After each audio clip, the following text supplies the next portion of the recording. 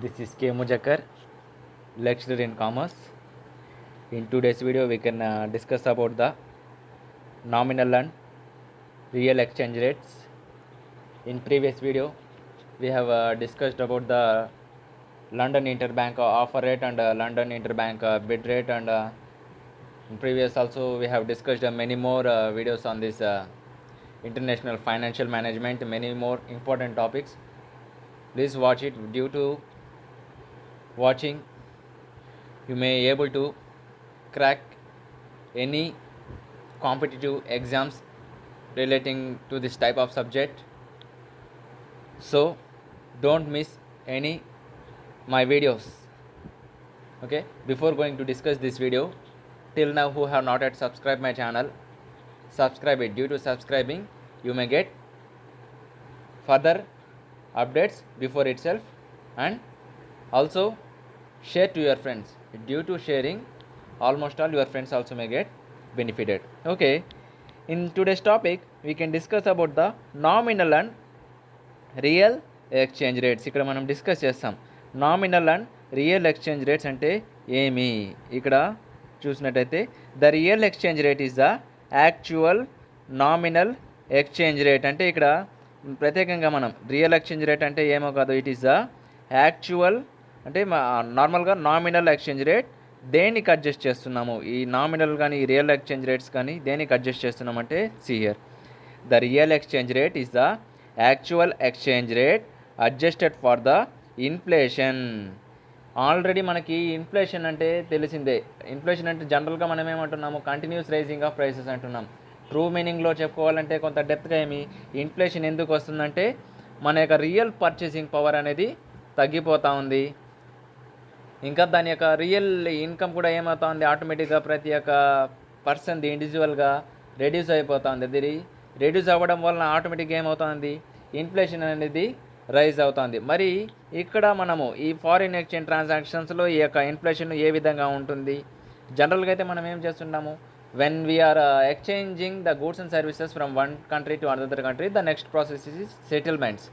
In such settlements automatically in our market, automatically the international market is volatile. In such situations, automatically sometimes may be high level of prices and sometimes there may be low level of prices. In practically ఇంతవరకు మనం చూసుకున్నట్టయితే almost all ఇన్ఫ్లేషన్నే ఉందని మనం చూస్తున్నాం. Since I think so ఈ 1991 periods నుంచి almost all ఎప్పుడైతే global లెవెల్లో వచ్చిందో ఆల్మోస్ట్ ఆల్ ఒక సైడ్ ఏమో మన యొక్క ప్రోడక్ట్స్ ఇంటర్నేషనల్ లెవెల్లో వెళ్తుంది, యాజ్ వెల్ యాజ్ ఇన్ఫ్లేషన్ అనేది కంటిన్యూస్గా రైజ్ అవటం అనేది జరుగుతుంది. ఓకే, ఇక్కడ మనం చూసుకున్నట్టయితే ఈ యొక్క రియల్ ఎక్స్చేంజ్ రేటు అనేది యాక్చువల్ ఎక్స్చేంజ్ రేట్ దేనికి అడ్జస్ట్ చేస్తున్నామంటే inflation differential between the two countries. ఇప్పుడు ఫర్ ఎగ్జాంపుల్ ఇండియాకి యూఎస్ డాలర్స్కి ఎక్స్చేంజ్ చేసుకోవడంలో ఏమన్నా వోలటైల్ మార్కెట్ వలన ఏమన్నా రిస్క్ ఏమన్నా ఏర్పడిందంటే అప్పుడు ఈ రియల్ ఎక్స్చేంజ్ రేట్ అనేది మనం ఏం చేస్తామంటే ఆ యొక్క ఎక్స్చేంజ్ రేట్ తీసుకొని మనం అడ్జస్ట్ చేయడం అనేది జరుగుతుంది. ఇంకా మనం లోపల టాపిక్లో వెళ్తే మీకు ఇంకా ఓవరాల్గా nominal and real exchange rates గురించి మీకు అర్థమవుతుంది, మనం డిస్కస్ చేస్తాం. Okay, next while assessing the impact of the exchange rate changes on the value of the firm, it is necessary to consider the underlying relative assets of the inflation. Okay, first point ఏమంటున్నాడు, జనరల్గా మనము inflation కోసము ఆ యొక్క two countries మధ్య inflation కోసము ఇది adjust చేస్తున్నాము అంటున్నాడు. నెక్స్ట్ ఇది అసెస్ చేయాలంటే దీని యొక్క ఇంపాక్ట్ని while assessing the impact of exchange rate of the changes value on the firm, ఆ యొక్క వాల్యూస్ని చేంజ్ అవుతుంది కదా, ఇంత పర్సంటేజ్ అనేది చేంజ్ అవుతుంది. అలాంటి సిచ్యువేషన్స్లో మనం ఏం చేయాలంటే ఏం తీసుకోవాలంటే పరిగణనలోకి it is necessary to consider the underlying relative rates of the inflation associated with each currency. మన యొక్క కంట్రీ కరెన్సీ ఎంత ఉంది, ఆ యొక్క ఎక్స్పోర్ట్స్ ఇంపోర్ట్స్కి సంబంధించి వాళ్ళ యొక్క ఒకవేళ వాళ్ళు చేసుకునేటప్పుడు సెటిల్మెంట్ ఆఫ్ ట్రాన్సాక్షన్స్ ఎంత ఉంది, వాళ్ళు ఎక్స్పోర్ట్స్ ఇంపోర్ట్ చేసుకున్నప్పుడు లేకపోతే మనం ఎక్స్పోర్ట్స్ ఇంపోర్ట్ చేసుకున్నప్పుడు ఆ యొక్క రేట్స్ యొక్క కరెన్సీ రేట్స్ ఎంత ఉంది, దాని యొక్క ఏ విధంగా ఉంది, దాని పరంగా మనం అడ్జస్ట్ చేసుకుంటాము. ఇన్ అదర్ వర్డ్స్ లేకపోతే ఇంకా మనము ఇన్ అదర్ వర్డ్స్ ప్రకారం అంటే చెప్పుకోవాలంటే ఇంకా క్లారిటీగా, a distinction should be made between the effects of nominal exchange rates changes and the effects of real exchange rates changes on the cash flows of the firm. అంటే just ఏం లేదు, అంటే ముందుగా ఎంత ఉంది, నామినల్ ఎక్స్చేంజ్ రేట్స్ ఎంత ఉంది, లేదంటే రియల్ ఎక్స్చేంజ్ రేట్ దాని యొక్క ఒరిజినల్ వాల్యూ, దాని యొక్క యాక్చువల్ వాల్యూ ఎంత ఉంది. మనం జనరల్గా చెప్తుంటాము, ఒక ఐఎమ్ టేకింగ్ జనరల్ ఎగ్జాంపుల్, ఒక అకౌంట్స్ పరంగా మనం ఏం చెప్తా అంటాము, నార్మల్ వాల్యూ, ఒరిజినల్ వాల్యూ ఒకటి ఉంటుంది, మార్కెట్ వాల్యూ ఒకటి ఉంటుంది. అదేవిధంగా ఇక్కడ కూడా మనం ఏం చేస్తున్నామంటే నామినల్ ఎక్స్చేంజ్ రేట్స్కి మరియు రియల్ ఎక్స్చేంజ్ రేట్స్కి ఎంత ఉంది అని ఆ డిఫరెన్షియేషన్ తీసుకుంటాము. రేట్ చేంజెస్ అది దేని పరంగా తీసుకుంటామంటే క్యాష్ ఫ్లోస్ పరంగా, అది క్యాష్ ఇన్ఫ్లోస్ కావచ్చు, క్యాష్ అవుట్ఫ్లోస్ కావచ్చు. ఎందుకు ఈ డిస్టింక్షన్ చేస్తామంటే such a distinction has significant implications for foreign exchange risk management కోసము. ఇది ఎందుకు తీసుకుంటామంటే ఆ యొక్క ఫారిన్ ఎక్స్చేంజ్లో వచ్చే రిస్క్ని మేనేజ్ చేసుకోవడం కోసము. ఇక్కడ మనం ఎగ్జాంపుల్ చూసుకుంటే కొంత క్లారిటీగా అర్థమవుతుంది. For example if a change, ఇక్కడ చూడండి నేను ఎగ్జాంపుల్కి మార్క్ చేస్తున్నా, ఎందుకంటే for example if a change in relative price levels, ఈ ప్రైస్ లెవెల్స్ గురించి ఆటోమేటిక్గా మనము ఇంకా కొంత క్లారిటీ అంటే ఇండెక్స్ నెంబర్స్లో మనం ఆల్రెడీ చేసి ఉంటాం. P1 by P0 into 100 base index, ఈ విధంగా వేసి క్యాలిక్యులేట్ చేస్తారనమాట.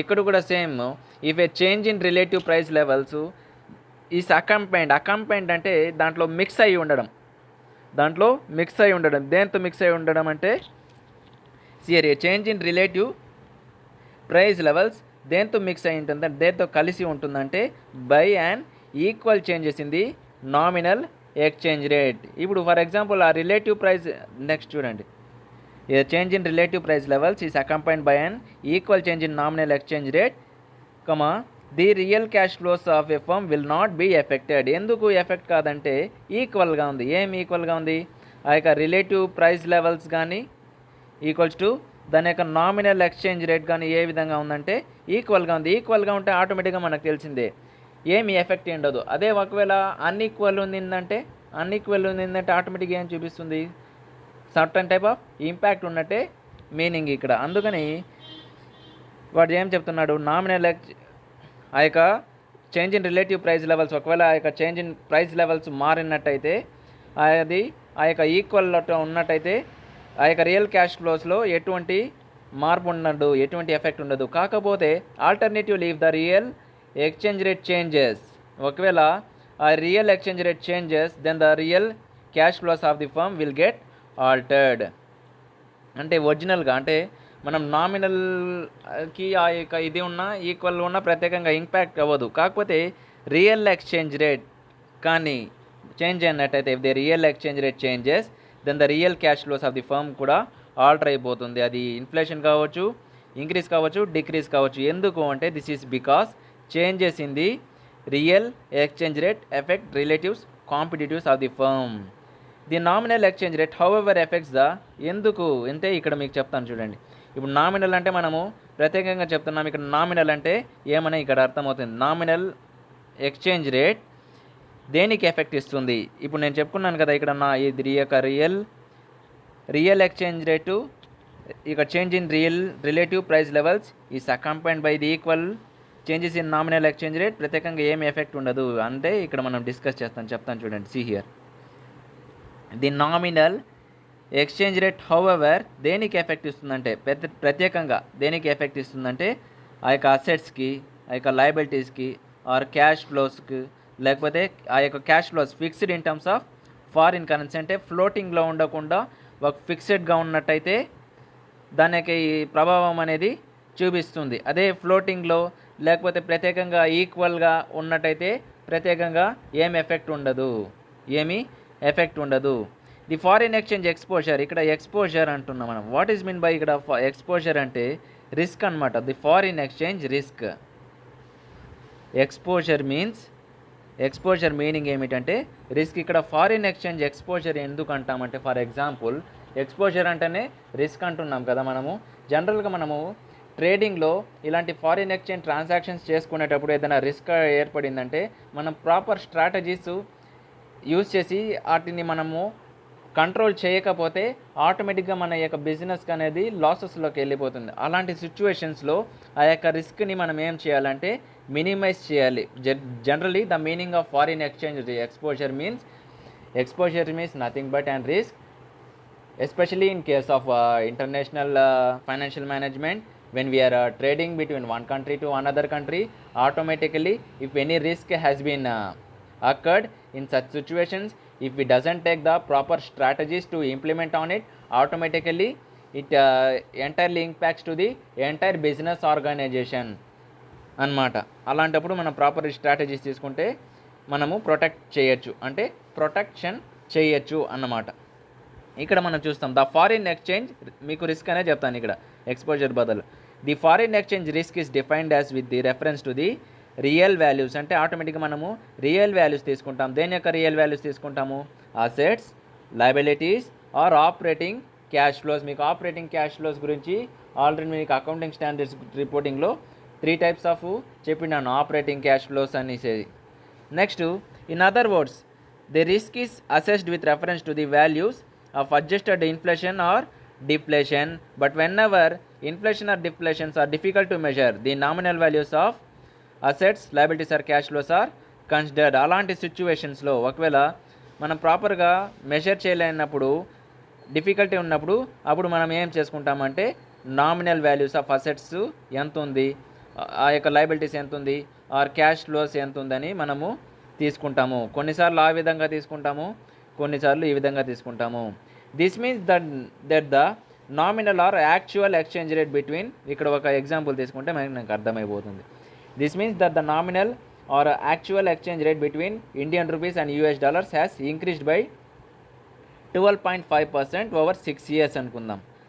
ఆ యొక్క 12.5%కి ఇంక్రీజ్ అయిపోయింది ఆ యొక్క 6 సంవత్సరాలకి. But what is important and relevant in determining the relative competitiveness of the nations is the change in the real exchange rate. దాని పరంగా మనము ఆ యొక్క రియల్ కాంపిటేటివ్స్ యొక్క నేషన్స్ తీసుకుని దాని యొక్క చేంజెస్ అనేది గుర్తిస్తాము. Which is the nominal exchange rate adjusted for inflation differential between 2 countries. The real exchange rate is measured for change in the. ఎందుకు ఇక్కడ రియల్ ఎక్స్చేంజ్ రేట్ ఎందుకు తీసుకుంటామంటే, ఇక్కడ ఇంకో ఎగ్జాంపుల్ కూడా చెప్తాను. ది రియల్ ఎక్స్చేంజ్ రేట్ ఎందుకు మెజర్ చేసుకుంటామంటే for change in the relative purchasing power of 2 currencies. అక్కడ ఇప్పుడే మనం ఏం చెప్పినాము, ఇన్ఫ్లేషన్ అంటేనే మనము పర్చేసింగ్ పవర్ అనేది తగ్గిపోతుంది. అలాంటి పర్చేసింగ్ పవర్ తగ్గిపోతే మనం ఏదో ఒక స్ట్రాటజీ ఇంప్లిమెంట్ చేయాలి. అందుకని ఆ యొక్క పర్చేసింగ్ పవర్ని కంట్రోల్ చేయాలంటేనే మనము ఈ యొక్క స్ట్రాటజీని మనము ఈ యొక్క ప్లాన్ని మనం తీసుకుంటాం. దాన్నే ఇదే real and nominal exchange rates. They is measure of the change in relative purchasing power of the 2 currencies concerned. The real exchange rate is the nominal exchange rate adjusted for the changes in the relative purchasing power of the currency. ఇక్కడ ప్రత్యేకంగా మనం చెప్పుకోవాలంటే real exchange rate అనేది, nominal exchange rate అనేది 2 terms యాక్చువల్గా సేమే, just ఒక అంటే సినానిమ్స్ పరంగా ఆ యొక్క టర్మ్స్ పరంగా సిచ్యువేషన్లో మనము యూజ్ చేసుకోవడం అనేది జరుగుతుంది. అంటే అకార్డింగ్ టు ద సిచ్యువేషన్. ఇప్పుడు కొన్నిసార్లు మనం ఏమంటాం, ఈక్వల్లో ఉండేటప్పుడు ఎలాంటి ఎఫెక్ట్ ఇవ్వదు, కొన్నిసార్లు అన్ఈక్వల్ ఉన్నటప్పుడు ఎఫెక్ట్ ఇస్తుంది. ఎలా నామినల్ దేంట్లో ఎఫెక్ట్ ఇస్తుంది అంటే మనం చూసినాము ఆ యొక్క అసెట్స్, లయబిలిటీస్లో, ఆ యొక్క క్యాష్ ఫ్లోస్లో. సేమ్ ఇక్కడ కూడా మనం చెప్పుకున్నట్టు the real exchange rate is the nominal exchange rate. దేనికి అడ్జస్ట్ చేస్తామంటే changes in the relative purchasing power of the currency. The real exchange rate between 2 currencies say Indian rupees and US dollars can be defined as. ఏ విధంగా అంటే ఒక formula పరంగా చెప్తున్నాం. RT మనము ఇక్కడ ఎక్స్ప్లెయిన్ చేసిన RT US dollars or Indian rupees equals to ST US dollars / Indian rupees into 1 plus IF power T divided by 1 plus IN IH power T. ఇక్కడ మనము దాని యొక్క ఎక్స్ప్లెనేషన్ చూస్తాం. RT అంటే real exchange rate between 2 currencies at the time T అనమాట. ST అంటే nominal exchange rate at time T. IF అంటే rate of inflation in the foreign currency during period T. IH అంటే rate of inflation in the home country during period 3. ఇప్పుడు మనం 2 countries discuss చేస్తున్నాం కాబట్టి ఒకటి foreign country యొక్క ఇది తీసుకోవాలి, ఇంకోటి హోమ్ కంట్రీ మధ్య తీసుకోవాలి.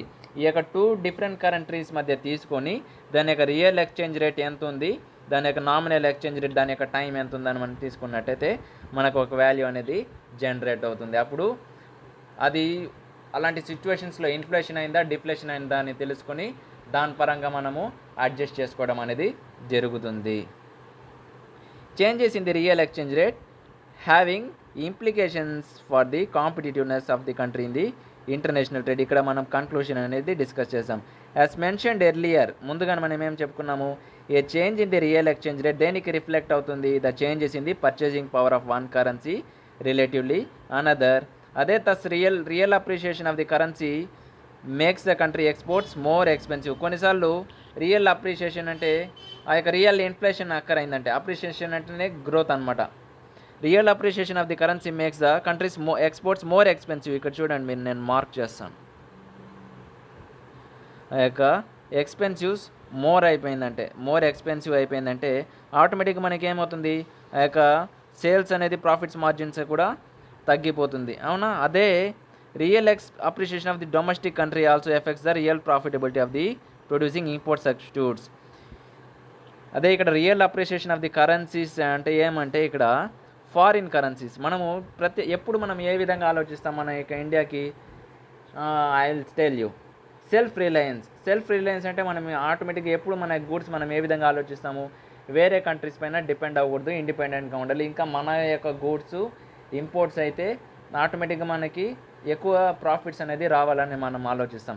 ఒకవేళ ఆ యొక్క రియల్ అప్రిషియేషన్ మనము ఇలాంటి ఇంపోర్ట్స్ ఎక్స్పోర్ట్ చేసుకునేటప్పుడు ఆటోమేటిక్గా మనకి ప్రత్యేకంగా మనం హోమ్ కంట్రీ ఎగ్జాంపుల్ తీసుకున్నట్టయితే ఎక్స్పెన్సివ్ అయిపోయిందంటే మొత్తం క్యాష్ ఏమైపోతుంది, అవుట్ఫ్లోస్కి వెళ్ళిపోతుంది. అప్పుడు భారీగా నష్టాలు ఏర్పడాల్సి వస్తుంది. మనకి ఇన్ఫ్లోస్ జనరేట్ అయినదేనే కదా.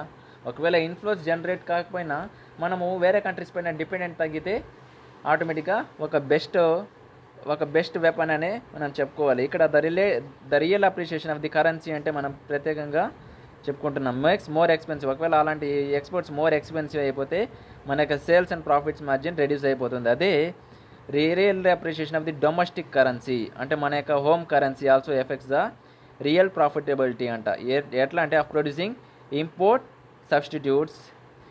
సబ్స్టిట్యూట్స్ అంటే ఆటోమేటిక్గా వాళ్ళ యొక్క ప్రోడక్ట్స్ ఏ విధంగా ఉందో, సబ్స్టిట్యూట్ ప్రోడక్ట్స్ అంటే తెలుసు, టీ ఆర్ కాఫీ, ఆ విధంగా ఇక్కడ కూడా ఆ యొక్క ఇంపోర్ట్ సబ్స్టిట్యూట్స్ మనము తయారు చేసుకున్నట్టయితే ఒక బెస్ట్ అని చెప్పుకోవచ్చు. Conversely a real depreciation of the home currency relative to the foreign currency enables a home country to be competitive. ఇక్కడ ఓవరాల్ ఒక కన్క్లూషన్ అనేది ఇంకోటి చెప్తాను, ఇక్కడ చూడండి మీరు. Conversely a real appreciation of the home currency relative the foreign currency ఆ యొక్క కంట్రీ తీసుకున్నట్టయితే to be competitive in the international market. Appreciation అయితే ఆటోమేటిక్గా మనకి ఏం వస్తుంది, అప్రిషియేషన్ అయినట్టయితే ఎఫెక్ట్ ఇస్తుంది. అదే conversely real depreciation of the home currency related to the foreign currency ఏం ఎనేబుల్ అవుతుంది, హోమ్ కంట్రీకి కాంపిటేటివ్గా ఉండేటట్టు తీసుకుంటుంది. అప్రిషియేషన్ అంటే మనకేమవుతుంది, అప్రిషియేషన్ అంటే ఇక్కడ మీనింగ్ ఏమిటంటే ఇన్ఫ్లేషన్, డిప్రిషియేషన్ అంటే డిఫ్లేషన్ మీన్స్ ఇక్కడ మెయిన్ ప్రత్యేకంగా చెప్పుకోవాలంటే డిఫ్లేషన్ అంటే మనం ఎంతైనా సరే ఇన్ఫ్లేషన్ కాకుండా వీ షుడ్ ప్రొటెక్ట్ అంటే ఫారిన్ ఎక్స్చేంజ్ ఎక్స్పోజర్ కాకుండా చూసుకోవాలి. అందుకని ఆ యొక్క depreciation of the home currency relative to the ఆ యొక్క కంపేర్ చేసే ఫారిన్ కరెన్సీ ఏం చేస్తుంది, enables the home country to be competitive in the international market and realise increased exports. అప్పుడు మన యొక్క ఎక్స్పోర్ట్స్ పెరిగిందంటే క్యాష్ ఇన్ఫ్లోస్ మనకి జనరేట్ అవుతుంది, ఆటోమేటిక్గా జీడిపి ఇంక్రీజ్ అవుతుంది, తద్వారా per capital income as well as national income. In next video we can discuss next beautiful topic. Thanks for watching. Signing.